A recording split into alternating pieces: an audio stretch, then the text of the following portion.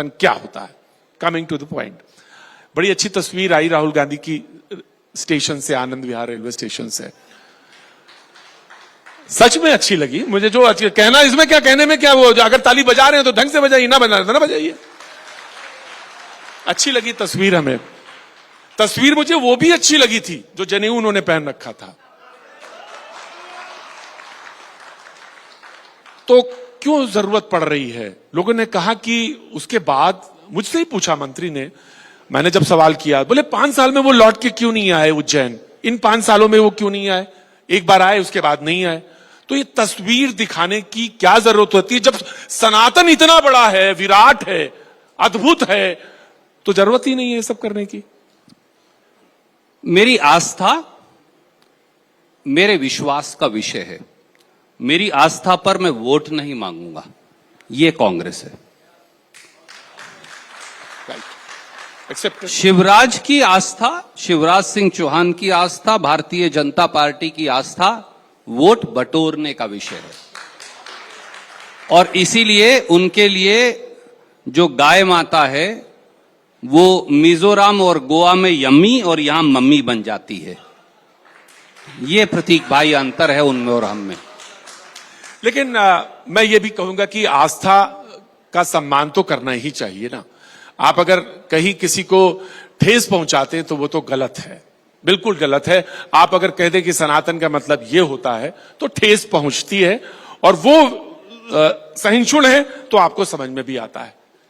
मैं आता हूं कि राहुल गांधी की वो तस्वीर के बारे में, तो वो वहां भी रेलवे स्टेशन पर भी गए और वहां ट्रक वालों के साथ भी थे वो, और ढाबे वालों के साथ बैठ के, तो मिस्त्रियों के साथ, मैकेनिक्स के साथ थे, वो करोल बाग में थे दिल्ली। तो आखिर ये क्यों जरूरत है, इसकी करने की क्या जरूरत है? पहले तो सवाल के लिए साधुवाद। हमारे समाज में, वो मध्य प्रदेश हो पूरा देश हो, इस समय अथाह पीड़ा है, अथाह पीड़ा है। वो कई बार 5 तारा होटल में नजर नहीं आती।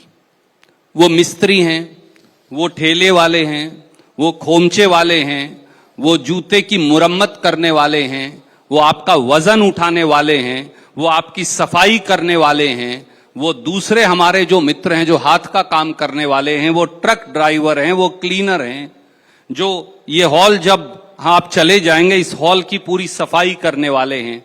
उनका दर्द जब तक आप नहीं समझेंगे, जो अथाह दर्द से पीड़ित हैं, जो भाजपा के द्वारा दी गई महंगाई और बेरोजगारी से पीड़ित हैं, तो आप तब तक नहीं समझ पाएंगे कि ये मुल्क है क्या। इस मुल्क को बनाने वाले और चलाने वाले वो मेहनतकश हाथ हैं जिनको कहीं ना कहीं हमने सूने कोने में छोड़ दिया है। और अगर राहुल गांधी जाकर उनका दर्द, उनकी पीड़ा, उनकी तकलीफ, उनकी मुसीबत और उनकी आकांक्षाएं, इच्छाएं अगर प्रतिबिंबित करते हैं, तो ये किसी भी विपक्षी नेता का कर्तव्य होना चाहिए कि कर्तव्य बोध है राहुल गांधी का। और अच्छी बात है, मैं तो बोलता हूं कि अच्छी बात है और अच्छी तस्वीर थी, लगी, देखी। लेकिन आपका दोहरा मापदंड यहीं पे नजर आता है, जब प्रधानमंत्री कोविड के समय में, जब वो निर्माण कार्य चल रहा था राजपथ पर, तो वो तमाम सारे मजदूरों से मिल रहे थे। जब नई पार्लियामेंट बन रही तो वो मजदूरों से, तो आपके मजदूर तो मजदूर, प्रधानमंत्री जिनसे मिले वो मजदूर नहीं। ये कैसा मापदंड है? बहुत अच्छा आपने प्रश्न पूछा।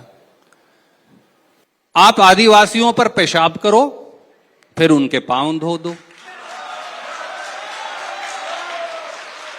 आप आदिवासियों को सर पे जूती से मारो, उसके बाद उनको माला पहना दो। आप इसी प्रकार से कुंभ के मेले में जो गरीब हैं उनको प्रताड़ित करो, उसके बाद एक फोटो खिंचवा लो उनके पांव को हाथ लगा के। ये ढोंग है, प्रपंच है, और इस ढोंग और प्रपंच से हमें बचने की आवश्यकता है।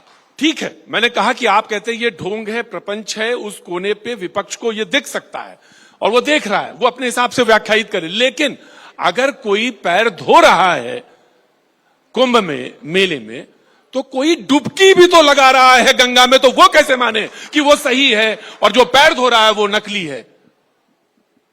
उसके लिए आपको पहले उनके सर पर पेशाब करने की जरूरत नहीं, ना करें तो पांव धोने की नौबत नहीं आएगी। तो पांव धोने की नौबत ही नहीं आएगी। मैंने कहा कि कोई किसी ने गंगा में तो डुबकी भी लगाई ना। मैं आपको आपके नाम से एक बात बताऊं। जी, स्वागत है। जब आप प्रतीक का स्वांग करें तो वो गलत है। आप मुझे बताइए, आदिवासी भाइयों को उनका अधिकार और सम्मान दे दीजिए, किसान को उनका अधिकार और सम्मान दे दीजिए, दलित को उनका और पिछड़ों को अधिकार और सम्मान दे दीजिए। क्या जरूरत है पांव धोने की? उनका सम्मान उनके सशक्तिकरण से होगा, प्रतीकात्मक स्वांग और प्रपंच से नहीं। अच्छा है, और ये इसमें कोई दो राय नहीं कि अगर किसी को अधिकार मिलता है और अधिकार डिलीवर कर दिए जाते हैं तो ये बेहद सामंजस्यपूर्ण स्थिति बनती है समाज में। लेकिन वो लोग ये भी तो कहते हैं कि आपने तो इतने साल कहा तो गरीबी तो नहीं हटा पाए, नाराई भर तो रही आपकी। अब क्योंकि हम मध्य प्रदेश से हट गए, पर आपका सवाल का जवाब जरूर दूंगा। याद करिए 2004 से 2014 के बीच में लगभग 28 करोड़ लोग गरीबी रेखा से ऊपर आए। कोई ऐसा देश नहीं जहां 100% गरीबी दूर हो गई हो। परंतु उन 10 वर्षों के कार्यकाल में एक तरफ अर्थव्यवस्था बढ़ी 8% की दर से। मोदी जी ने बड़े आंकड़े चेंज कर लिए, सब कुछ चेंज कर लिया, फिर भी आपको हमेशा ये क्यों लगता है कि वो चेंज करते हैं? जोर लगाओ, आपको हमेशा ये क्यों लगता है कि वो चेंज करते हैं? आप बताइए। तो न्यूज 18 ने कई बार दिखाया, मैं तो अपनी तरफ से नहीं कह रहा। देखिए, बड़ी सिंपल बात है। आंकड़ों का मापदंड आप बदलते रहिए, फिर भी जोर लगा के आप 5% तक 6% तक नहीं ला पा रहे। कांग्रेस ने जो अधिकार के सूत्र बांधे थे, वन और जंगल का अधिकार आदिवासियों के लिए, भोजन का अधिकार, शिक्षा का अधिकार, काम का अधिकार, ये एक अधिकारों का सूत्र बांधा था, उससे गरीबी दूर हुई थी। वेल्थ डिस्ट्रीब्यूशन उसे अंग्रेजी में कहते हैं, यानी संसाधनों का समान वितरण।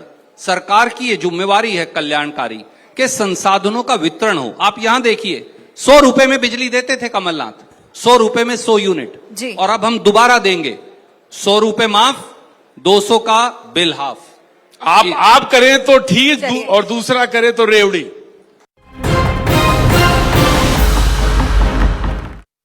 राहुल गली गली में भटके, जनता मोदी मोदी गाए।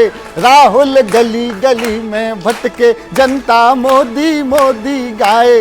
कैसा भारत जोड़ा है कि जनता मोदी मोदी गाए। कि राहुल गली गली में भटके, जनता मोदी मोदी गाए। सारी जनता कहती है क्या कि मोदी आएगा।